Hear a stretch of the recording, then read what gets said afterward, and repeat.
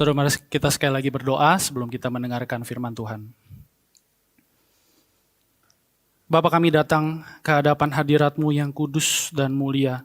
Kami bersyukur ya Tuhan, Engkau boleh mengundang kami untuk boleh memuji dan menyembah Engkau hari ini ketika kami memperingati hari kenaikan-Mu Tuhan Yesus ke surga. Dan kami gentar ya Tuhan, karena kami berhadapan dengan Allah yang kudus, Allah yang mulia, namun Allah yang dekat dengan kami. Allah yang mengajak kami, mengundang kami menyembah Engkau dan yang mau berfirman juga saat ini bagi setiap kami. Tuhan, selidiki hati kami, buka hati kami, sehingga kami boleh sungguh-sungguh mendengarkan dan menerima kebenaran firman-Mu. Firman-Mu yang akan meneguhkan iman kami. Firman-Mu yang akan mengutus kami ke tengah dunia, kemana Tuhan percayakan kami untuk menjadi saksi-saksi dari Injil-Mu ya Tuhan. Karena itu Tuhan, berfirmanlah dengan jelas, dan biarlah setiap kami boleh sedia mendengarkan Tuhan. Berkati kami Tuhan dengan kebenaran firman-Mu. Dalam nama Tuhan Yesus, penebus kami yang hidup, kami berdoa. Amin. Selamat pagi saudara. Selamat pagi juga buat anak-anak yang ikut beribadah bersama pada hari ini. Saudara, kita bersyukur di hari kenaikan Tuhan Yesus ini kita boleh sama-sama merenungkan firman Tuhan. Mari kita membuka dua bagian Alkitab, saudara. Saya mengajak kita membuka, melihat dari kisah kenaikan Tuhan Yesus ke surga yang dicatat di dalam Alkitab. Dari Lukas pasal 24, ayat 44 sampai 53. Dan juga dari kisah para rasul pasal yang pertama ayat 6 sampai 11. Silakan saudara memperhatikan di Alkitab masing-masing. Saya akan membacakan bagi kita semua. Dimulai dari Injil Lukas pasal 24 ayat 44 sampai 53, dilanjutkan dengan kisah para rasul pertama ayat 6 sampai 11. Demikian firman Tuhan.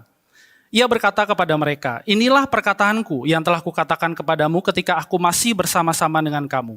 Ya, ini bahwa harus digenapi semua yang ada tertulis tentang aku dalam kitab Taurat Musa dan kitab Nabi-Nabi dan kitab Mazmur. Lalu ia membuka pikiran mereka sehingga mereka mengerti kitab suci.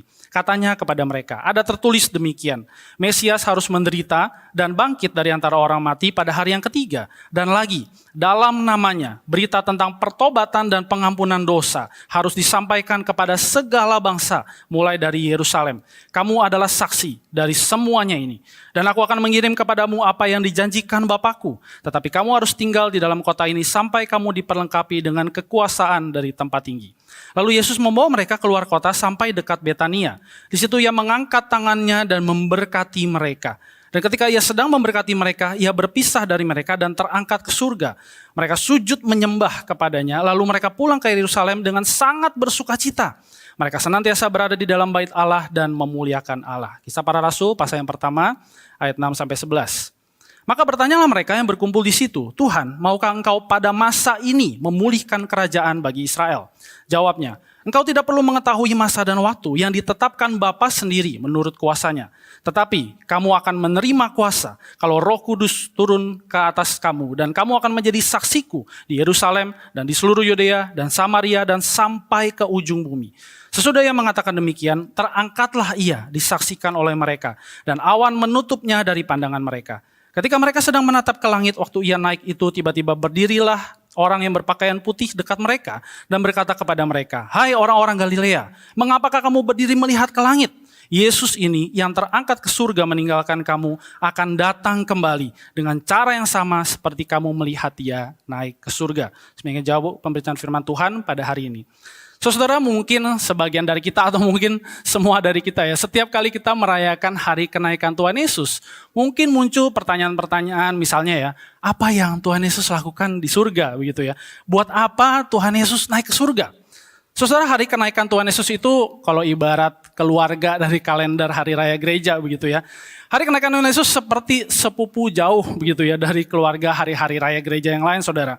Mungkin lebih populer hari Natal, Paskah, Jumat Agung begitu ya. Dan saudara, mungkin kita termasuk orang-orang Kristen yang lain di gereja lain atau mungkin juga orang-orang yang non-Kristen bertanya, ada apa sih pas hari kenaikan Tuhan Yesus? Gimana tuh kejadiannya? Memangnya Yesus ngapain pas dia naik ke surga? Kira-kira mungkin kita terpikir pertanyaan-pertanyaan seperti itu, saudara. Nah, saudara, sampai-sampai ketika saya membaca beberapa buku begitu ya, ada jawaban-jawaban yang entah menyindir atau nyeleneh begitu ya. Ketika ditanya Tuhan Yesus ngapain naik ke surga? Bagaimana peristiwanya terjadi begitu ya. Saudara, ada yang berkata hari kenaikan Yesus itu seperti meluncurkan roket begitu ya. The launching of Jesus Christ terus ke surga begitu ya. Atau juga ada yang menjawab, Yesus ngapain di surga? Ya dia duduk di tangan kanan Bapa tuh, sampai Bapa cuma bisa pakai tangan kirinya gitu ya. Terus saking kurang populernya, banyak orang berpikir bahwa kisah Yesus berakhir di hari kematian dan kebangkitannya. Padahal saudara, kisah ini belum berakhir. Kisah Yesus belum berakhir. Masih ada satu adegan di dalam kisah hidup Yesus yang nyambung satu kesatuan dengan kematian dan kebangkitannya. Dan saudara, kelanjutan narasi ini juga yang ditanyakan oleh murid-murid waktu itu ketika Yesus akan naik ke surga. Saudara, pada waktu itu murid-murid bertanya, Tuhan, maukah engkau pada masa ini memulihkan kerajaan bagi Israel? Saudara, ada beberapa interpretasi mengenai pertanyaan dari murid-murid pada waktu itu. Tapi saudara, ketika kita melihat jawaban Tuhan Yesus di ayat berikutnya, maka Tuhan Yesus sedang fokus kepada waktu. Ketika murid-murid bertanya, apakah pada masa ini engkau akan memulihkan kerajaan bagi Israel? Seakan-akan mungkin kalau kita interpretasi gitu ya kepada pertanyaan masa kini, Tuhan, kapan sih kemuliaanmu sepenuh-penuhnya itu akan hadir? Sekarang, nanti, 1 jam lagi, 1 menit lagi, begitu ya. Kira-kira murid-murid itu tergesa-gesa dan mereka berpikir waktunya mereka, waktu versi mereka, timing mereka yang akan terjadi. Tuhan, saya sudah mati, pada waktu itu saya pikir dia tidak akan bangkit, begitu ya. Ternyata dia bangkit, dia menunjukkan dirinya, tubuh kemuliaannya dia tunjukkan, tubuh kebangkitannya. Nah sekarang apa lagi? Kayaknya mungkin ada peristiwa yang jauh lebih menakjubkan, jauh lebih mulia. Nah Tuhan, apakah saat ini, hari ini juga engkau akan menyatakan kemuliaanmu, klimaks dari segala pelayananmu, berita keselamatan ini pada saat ini juga bagi kami Israel, bagi kami gerejamu. Tapi saudara, kalau ketika kita melihat jawaban Tuhan Yesus, maka Tuhan Yesus berkata bahwa ini bukan tentang waktumu. Waktunya ketika kemuliaan Tuhan nanti akan mencapai penggenapannya, klimaksnya, konsumasinya, itu sudah ditetapkan oleh Bapa. Tapi yang perlu kamu lakukan saat ini, mulai hari ini ketika aku akan terangkat ke surga, kata Tuhan Yesus, adalah untuk melakukan misi Allah, melanjutkan misi Allah. Tuhan Yesus mengatakan, Bapa sudah menetapkan waktunya. Yang kamu perlu lakukan adalah mengisi waktu yang sekarang ini. Sambil menantikan waktu yang ditetapkan itu akan genap. Dengan apa? Berpartisipasi di dalam misi Allah. Dan saudara-saudara, dari situ kita bisa melihat dari jawaban Tuhan Yesus, ada janji yang Tuhan Yesus berikan dan juga ada mandat, ada penugasan yang Tuhan Yesus berikan kepada murid-muridnya, gereja Tuhan waktu itu, dan juga bagi setiap kita hari ini saudara. Dan saudara, mari kita lihat bagaimana Tuhan Yesus menjawab pertanyaan dari murid-murid waktu itu. Saudara, ada janji pertama dan juga berita baik pertama yang Tuhan Yesus berikan. Ketika dia berkata, tetapi kamu akan menerima kuasa kalau Roh Kudus turun ke atasmu. Dan kamu akan menjadi saksiku di Yerusalem dan di seluruh Yudea dan Samaria dan sampai ke ujung bumi. Saudara, Tuhan Yesus tidak meninggalkan murid-murid sendirian. Dia tidak meninggalkan gerejanya sendirian, tetapi dia memberikan kuasa ketika Roh Kudus mendiami orang-orang percaya. Saudara, ngomong-ngomong soal kuasa. Ketika seorang manusia atau sekelompok manusia, seperti mungkin murid-murid waktu itu begitu ya, diberikan kuasa. Saudara, sebagai manusia, kita cenderung, kita berintensi untuk memakai kuasa untuk kepentingan kita. Mari kita juga sambil bertanya di dalam hati kita. Ketika kita diberikan kuasa, diberikan otoritas begitu ya untuk sesuatu yang kecil atau mungkin besar begitu ya, apapun yang penting namanya kuasa begitu. Saudara, sebagai manusia di dalam kedagingan kita pasti cenderung untuk menggunakan kuasa itu untuk kepentingan kita, untuk kepentingan orang-orang tertentu, bukan untuk kepentingan Tuhan, bukan untuk kemuliaan Tuhan. Tapi sini saudara, bukan ironi yang terjadi. Tuhan Yesus bilang, ketika kuasa itu ada, Roh Kudus mendiami kamu, maka kamu akan menjadi saksiku. Tidak hanya di Yerusalem, tidak hanya di Yudea, tapi sampai ke Samaria dan sampai ke ujung bumi. Nah saudara, ini bukankah berita baik bagi kita? Roh Kudus tercurah bagi kita. Kita menjadi bait Allah yang hidup. Dan kita diutus juga untuk menjadi saksi, memberitakan kabar baik itu. Saudara, apakah kabar baik itu? Di Injil Lukas, Tuhan Yesus menyatakan bahwa kabar baik itu adalah berita tentang pertobatan dan pengampunan dosa bagi segala bangsa. Keselamatan yang Tuhan Yesus sudah kerjakan di atas salib ketika dia mati, di dalam kubur yang kosong ketika dia bangkit melalui kubur yang kosong, itu adalah untuk segala bangsa. Ada pengampunan dosa bagi setiap orang yang mau percaya di dalam namanya, kata Yesus. Ada pertobatan hati yang dikerjakan oleh Roh Kudus. Dan bukankah saudara ini kabar baik bagi seluruh bangsa? Tidak hanya bagi satu orang, bagi satu suku bangsa, tapi bagi seluruh suku bangsa saudara. Dan kita, orang-orang yang percaya, dulu sampai sekarang dan seterusnya, dipanggil untuk menjadi saksi. Tuhan Yesus memberikan mandat, kamu harus menjadi saksi dari berita baik ini. Saudara, bukankah ini sebuah berita yang luar biasa? Kuasa yang kita terima ketika Roh Kudus mendiami kita, bukan untuk kepentingan kita, bukan untuk kepentingan militer, politik, dan kepentingan-kepentingan lain, tapi untuk kepentingan Injil Tuhan didengar oleh seluruh bangsa. Kabar baik dan mandat yang luar biasa, saudara-saudara. Dan saudara, dari sana kita melihat ada janji lagi yang kedua yang Tuhan Yesus berikan. Janji ini saudara dikatakan oleh malaikat yang menemui murid-murid ketika mereka berkata, Yesus yang sudah terangkat ke surga, dia akan datang kembali dengan cara yang sama seperti engkau melihat dia naik ke surga. Dia akan datang kembali di dalam kemuliaannya. Dan saudara, ketika Tuhan Yesus datang kembali, janji apa yang dia bawa? Saudara, ketika kita melihat Wahyu pasal 21, di sana kita tahu, kita sudah dikasih tahu endingnya. Bahwa kemah Allah, kehadiran Allah akan bersama-sama dengan manusia selama-lamanya. Dan Tuhan Yesus sudah mendeklar, lihatlah aku menjadikan segala sesuatunya baru.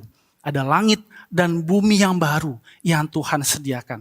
Dan saudara, bukankah janji yang kedua ini yang Tuhan Yesus berikan ketika dia naik ke surga, dia berjanji dia akan datang kembali. Saudara, bukankah janji ini harusnya menjadi seperti bensin di dalam hati kita untuk mendorong kita menyaksikan janjinya. Janji bahwa Roh Kudus ada untuk mempertobatkan hati, untuk boleh menyaksikan Injil, berita baik Tuhan kepada seluruh bangsa. Janji yang membakar kita, mendorong kita untuk terus hidup bagi Tuhan sampai dia datang kembali nanti. Saudara, ini janji yang kedua. Tuhan Yesus akan datang kembali. Dan dia akan membawa seluruh kemuliaannya, kehadirannya bersama-sama dengan kita selama-lamanya. Karena saudara, kenaikan Yesus bukan klimaks atau akhir dari sebuah cerita. Ini justru sedang memulai bagian akhir dari cerita. Berlangsung ketika Tuhan Yesus dulu naik ke surga, sampai sekarang kita hidup. Dan seterusnya sampai mencapai klimaks yang sejati ketika dia akan datang kembali. Nah saudara, janji-janji ini direspon oleh para murid. Saudara, kalau kita melihat bagaimana Lukas menceritakan respon dari para murid. Lukas berkata demikian, ketika Tuhan Yesus akan terangkat ke surga, dia mengangkat tangannya memberkati mereka. Sebuah tugas keimaman dari Tuhan Yesus, memberkati murid-murid. Dan ketika ia sedang memberkati mereka, Lukas berkata, ia berpisah dari mereka terangkat ke surga, dan murid-murid sujud menyembah kepadanya. Lalu mereka pulang ke Yerusalem dengan sukacita, mereka senantiasa berada di bait Allah dan memuliakan Allah. Ada kehidupan yang menyembah dan memuliakan Allah. To worship and to glorify God. Dan saudara, dari respon murid-murid ini, kita bisa melihat ada dua peranan Yesus yang terus berlanjut sekalipun dia sudah naik ke surga. Saudara, murid-murid pada waktu itu dengan jawaban mereka sedang mendeklar diri mereka sebagai gereja, umat Tuhan yang merajakan Yesus, merajakan Tuhan. Dengan apa? Menyembah dia dan juga mengakui otoritasnya di seluruh dunia.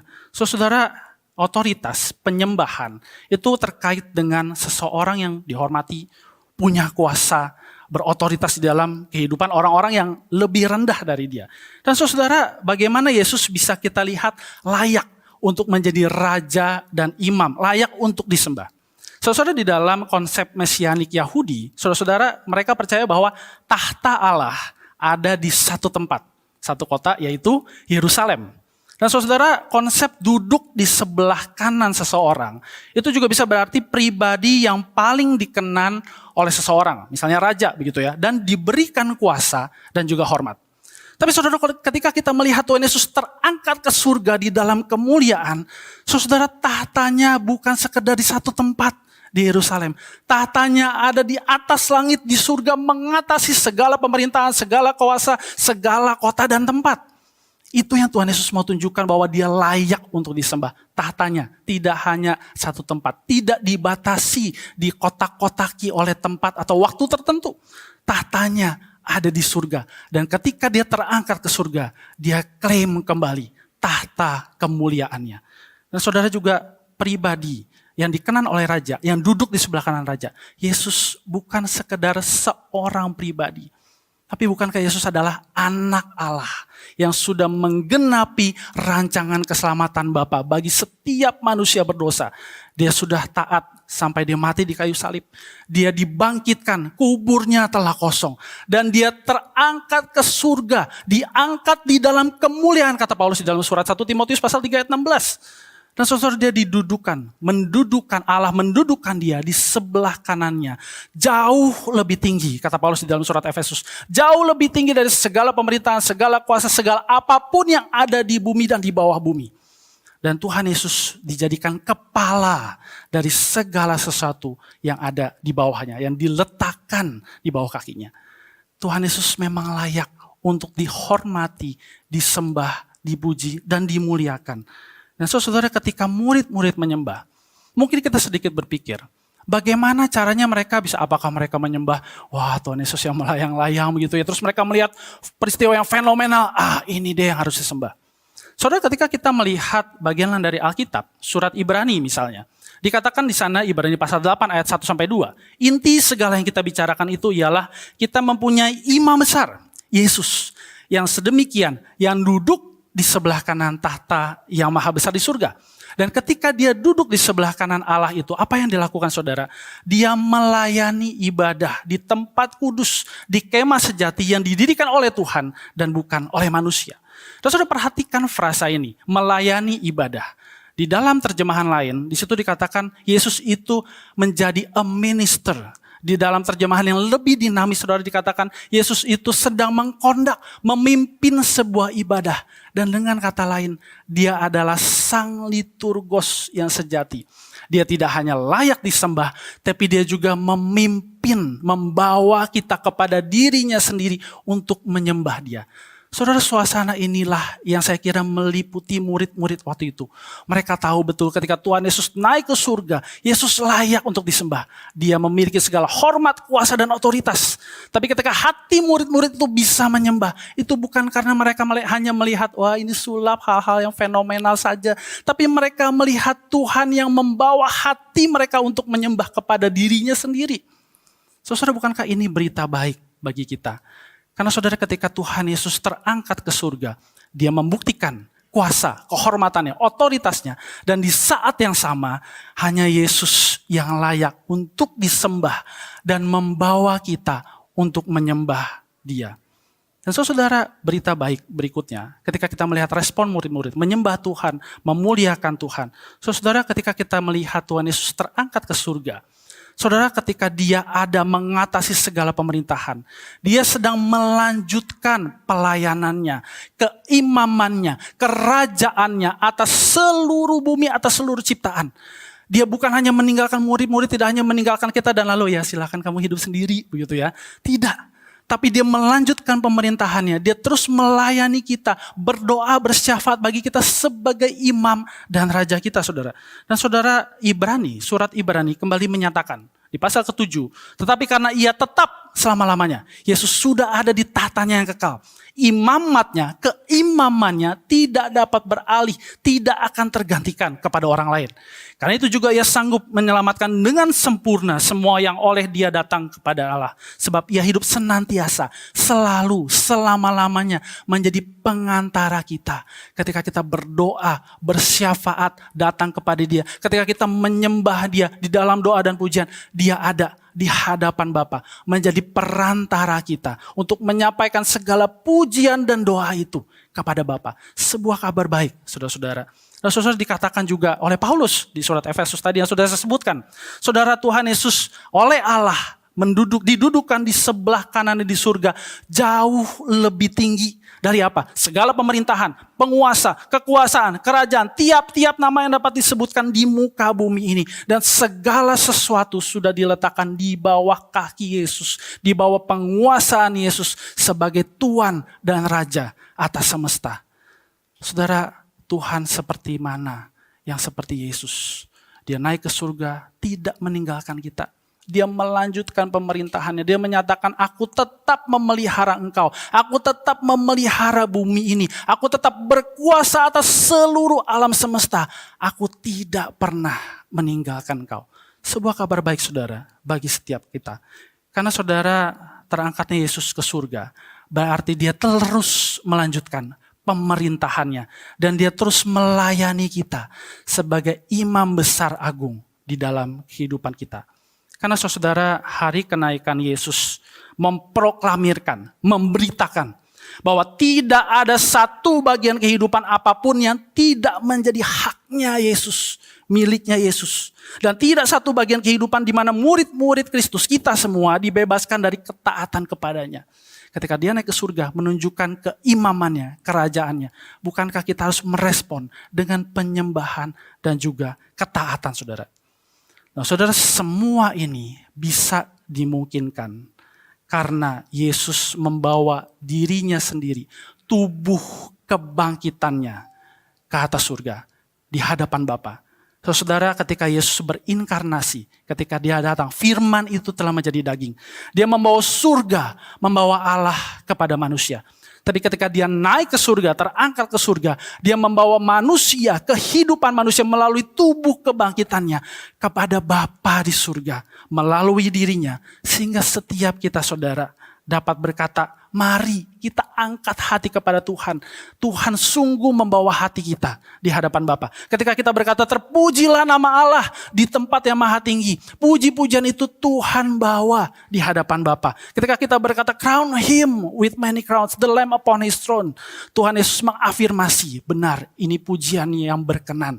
Karena aku sudah membawa setiap realitas penyembah-penyembah ini kepada Bapa di surga. Ketika kita berkata di dalam doa kita, aku mau sujud di altarmu Tuhan, ku bawa hidupku. Tuhan Yesus membawa kehidupan setiap kita. Ketika dia sudah membawa dirinya dengan tubuh kebangkitan itu di hadapan Bapa. Dan ketika kita berkata, ini dunia Bapa, selalu ku ingatlah, kuasa dosa tidak akan berjaya. Karena hanya Kristus yang bertahta. Tuhan Yesus di surga mengafirmasi pujian kita. Dan ketika kita berdoa mungkin, bagi Indonesia. Ketika kita melantunkan pujian, ku berdoa Indonesia penuh kemuliaan-Mu. Tuhan Yesus membawa itu dengan tubuh kebangkitannya di hadapan Bapa. Biarlah Indonesia penuh dengan kemuliaan Bapa di surga. Saudara, betapa indahnya ketika Tuhan Yesus naik ke surga dengan membawa tubuh kebangkitannya. Dia juga membawa realitas kehidupan kita, gerejanya, orang-orang percaya, setiap pujian kita, doa kita, lantunan kita, dari mulut kita, dari hati kita, itu semua dibawa ke hadapan Bapa di surga. Dan saudara, setiap penyembahan kita, pujian kita, syafaat kita, permohonan doa kita, pengakuan dosa kita, pertobatan kita, setiap partisipasi kita di dalam memelihara ciptaan, mengusahakan shalom, damai sejahtera di pekerjaan, mewujudkan kasih Yesus di dalam keluarga, semua ini tidak akan sia-sia. Karena kita tahu, Yesus sudah membawa itu semua di hadapan Bapa. Saudara, setiap kabar baik ini tentu menuntut hati kita untuk merespon. Seperti murid-murid merespon janji-janji dan penugasan dari Tuhan Yesus. Saudara, ya Tuhan Yesus sudah naik ke surga. Tapi kisahnya bagi kita, bagi dunia ini belum berakhir.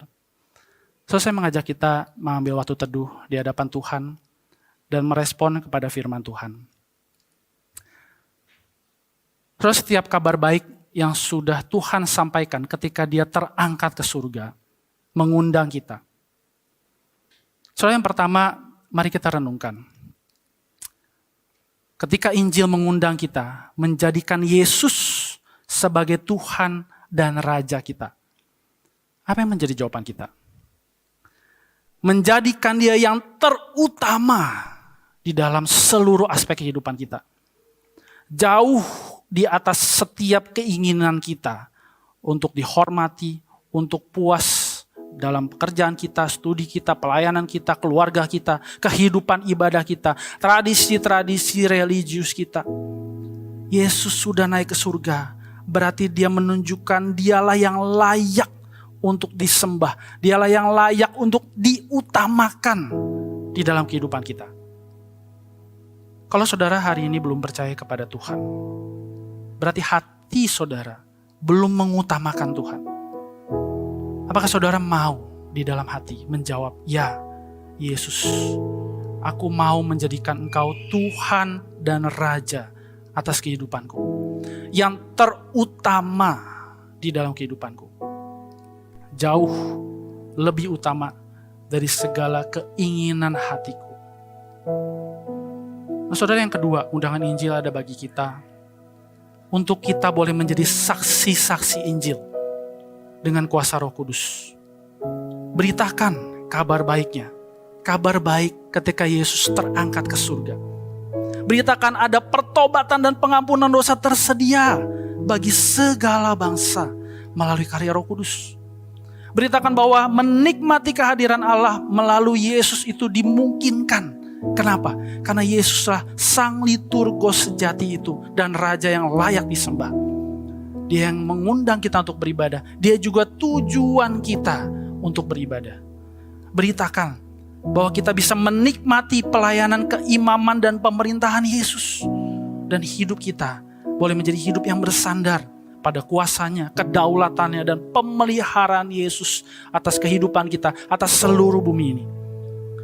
Dan beritakan saudara, Yesus akan datang kembali dalam kemuliaan sebagai Raja dan Hakim, dan yang membawa langit dan bumi yang baru itu.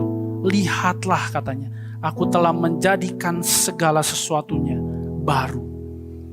Dan saudara, yang terakhir, undangan Injil ada bagi kita untuk kita menjadi rekan Allah, rekan Kristus, Raja di atas semesta ini, untuk kita boleh menjaga ciptaannya yang adalah miliknya. Dan kita boleh lakukan ini sebagai ekspresi dari ketaatan kita pada Yesus, Sang Raja Semesta.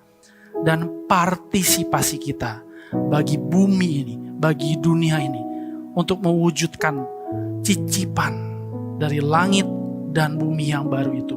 Damai sejahtera ada bagi setiap kita. Kehadiran Allah memenuhi seluruh bumi. Tidak ada lagi ratap dan tangis. Yang ada adalah harapan dan keselamatan di dalam Yesus Kristus. Dan mari kita lakukan semua ini sambil kita memandang ke depan, menantikan Yesus akan datang kembali. Dia, Raja dan Hakim kita, akan datang kembali. Betapa indahnya berita dari Yesus yang telah terangkat ke surga. Mari kita merespon kepada undangan Injil hari ini bagi kita.